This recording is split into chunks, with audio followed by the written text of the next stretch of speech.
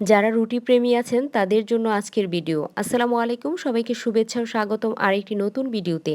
আজকে আপনাদের সাথে শেয়ার করব কিভাবে নরম তুলতুলে রুটি আপনি সংরক্ষণ করতে পারেন ১ সপ্তাহ থেকে ১ মাস। আমি আজকে ১ সপ্তাহের জন্য রুটি সংরক্ষণ করব, সেই প্রসেসটি আপনাদের সাথে শেয়ার করব। দেখুন আমার তুলতুলে নরম রুটিগুলো ছিল, একেবারে সফট ছিল, খেতেও খুবই দুর্দান্ত হয়েছিল রুটিগুলো।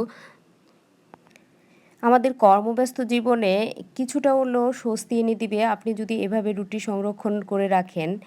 আমি অনেকগুলো রুটি এখানে দেখতে পাচ্ছেন বেলে নিয়েছি। আমি অফ ক্যামেরায় এই রুটিগুলো বেলে নিয়েছি, আর রুটিগুলো খুবই পাতলা করে বেলে নিয়েছি দেখতে পাচ্ছেন। আর এখানে আমি রুটি সংরক্ষণ করব ১ সপ্তাহের জন্য। দেখুন প্রায় অনেকগুলো রুটি আমার এখানে গোল গোল শেপ করে আমি বেলে নিয়েছি দেখতে পাচ্ছেন। সকাল সকাল দেখা যায় বাচ্চাদের স্কুল, বাড়ির কর্মক্ষম লোকগুলো তাদের গন্তব্যস্থানে পৌঁছাতে হয়, সেজন্য আপনার হাতে অতটা সময় থাকে না রুটি প্রস্তুত করার জন্য। কিন্তু আপনি যদি এই প্রসেসরটা রুটি প্রস্তুত করে রাখেন তাহলে আপনার হাতের সময় অনেকটাই বেঁচে যাবে। আমি রুটি সংরক্ষণের জন্য কিছু প্লাস্টিক নিয়েছি, আর প্লাস্টিকগুলো খুবই সুন্দর করে কেটে টুকরো করে নিয়েছি এবং খুব ভালো করে নিট অ্যান্ড ক্লিন করে পরিষ্কার করে নিয়েছি, যাতে কোনো রকম ময়লা না থাকে। আর রুটি সংরক্ষণ করার জন্য আমি একটি বক্স নিয়েছি। বক্সটা আমি আগে থেকেই পরিষ্কার করে ধুয়ে মুছে নিয়েছি দেখতে পাচ্ছেন। এটি রুটি সংরক্ষণ করার জন্য আমি বক্সটা নিয়ে নিয়েছি। দেখুন খুব সুন্দর করে পরিষ্কার করে নিয়েছি। এখন যেটি করতে হবে সেটি হচ্ছে, যে প্লাস্টিকগুলো আমি খুব সুন্দর করে আগে থেকে নিট অ্যান্ড ক্লিন করে পরিষ্কার করে রেখেছি, সেখান থেকে একটি করে প্লাস্টিক এর মধ্যে বিছিয়ে দিয়েছি দেখতে পাচ্ছেন। আমি খুব সুন্দর করে একটি প্লাস্টিক বিছিয়ে দিচ্ছি এবং এর মধ্যে একটি রুটি দিয়ে দিচ্ছি। প্রথম রুটিটি দিয়ে আবারও প্লাস্টিক দিয়ে নিতে হবে, যাতে একটি রুটির থেকে আরেকটি রুটি একেবারে আলাদা হয়ে থাকে। দেখুন আমি একটি রুটি দেওয়ার পরে আবার আরেকটি প্লাস্টিক বিছিয়ে দিয়েছি এবং আবার আরেকটি রুটি দিয়েছি। একইভাবে আমি সবগুলো রুটি একই প্রসেসে আমি রেখেছি। আবারও প্লাস্টিক দিয়ে আবারও রুটি দিব এর উপর। দেখুন আবারও প্লাস্টিক খুব ভালো করে বিছিয়ে দিয়েছি। আর প্লাস্টিকগুলো যেন এবড়ো থেবড়ো বা অগোছালো না থাকে, একেবারে প্লেন থাকে, সেই ক্ষেত্রে রুটির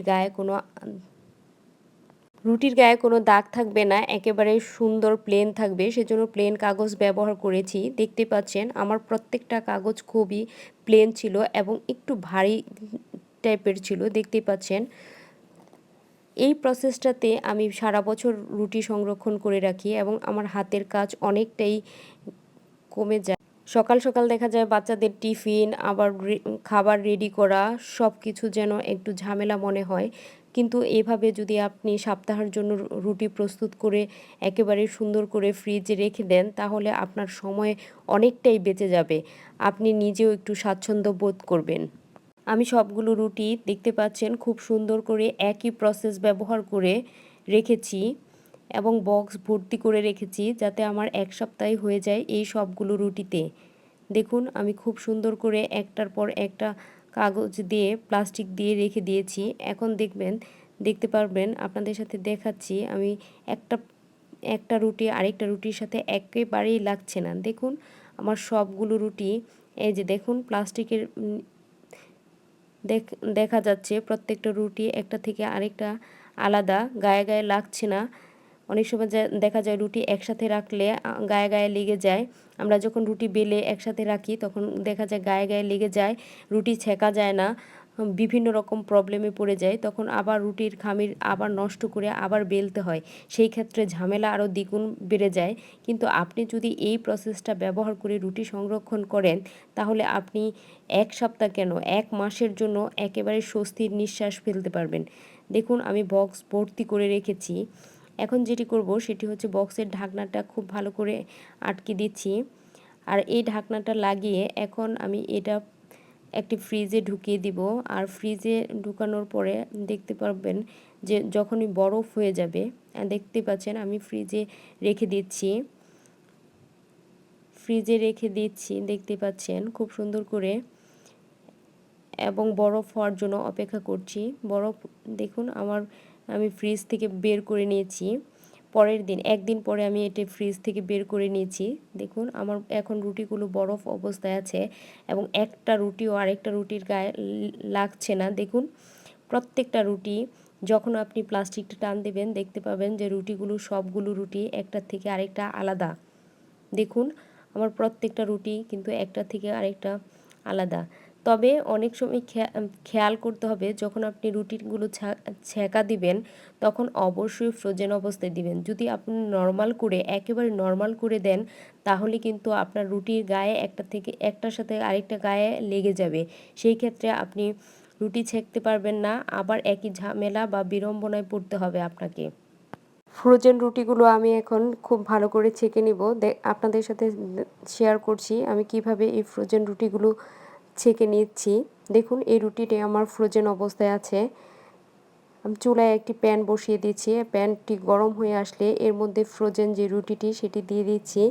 এক পাশটা হয়ে গেলে অন্য পাশটা উল্টে নিচ্ছি। দেখতে পাচ্ছেন আমার রুটিগুলো আস্তে আস্তে ফুলে যাচ্ছে এবং প্রত্যেকটা রুটি আমার ফুলকো ফুলকো হয়েছিল। খুব ভালো করে উল্টে পাল্টে আমি ছেঁকে নিচ্ছি। দেখুন আমার প্রত্যেকটা রুটি কিন্তু খুব ভালো করে ছেঁকে নিচ্ছি। আর রুটিগুলো কিন্তু কোনোটা পুড়ছে না বা আপনার রুটি ছেঁকা হচ্ছে না, সেরকম হচ্ছে না। সবগুলো রুটি কিন্তু খুব ভালো করে ছেঁকা হচ্ছে। দেখুন দেখতে পাচ্ছেন একটু চেপে চেপে, যদি যেই সাইডটা হবে না সেই সাইডটা একটু চেপে চেপে রুটিটা আপনি ছেঁকে নেবেন। দেখবেন খুবই সুন্দর ছেঁকা হয়ে যাবে না আপনার রুটিটা। আর আমার রুটিগুলো ফুলে ফুলে ফুলকো ফুলকোই হয়েছিল। দেখুন দেখুন আমার রুটিগুলো কিন্তু ফুলকো ফুলকোই হয়েছিল, খুব সুন্দর হয়েছিল। কোনো রুটি নষ্ট হয়নি বা খেতে পারবেন না এরকমটা না। সবগুলো রুটি খুব সুন্দরভাবে ছেঁকে নিচ্ছি। দেখতে পাচ্ছেন ফুলকো ফুলকো হয়েছে। আপনারা চেষ্টা করলে এই প্রসেসটা ব্যবহার করে আপনি 1 সপ্তাহ কেন 1 মাসের জন্য রুটি সংরক্ষণ করে রাখবেন। আশা করি ভিডিওটি ভালো লেগেছে। ধন্যবাদ সবাইকে।